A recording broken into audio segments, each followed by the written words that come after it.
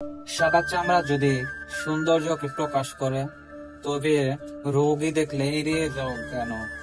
কালো রং যদি এতই কুৎসিত হয়, কালো চুলের মায়ের পড়ো কেন?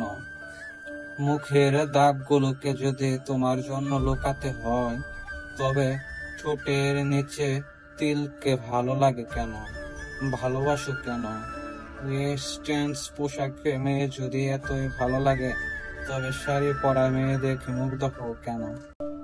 সাজানো গোছানো যদি ভালো লাগে না, তবে কপালের টিপ আর চোখের কাজল কেন ভালো লাগে?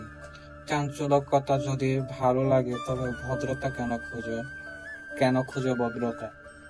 একটা মানুষের মধ্যে কখনো তুমি সবগুলো গুণ পাবে না।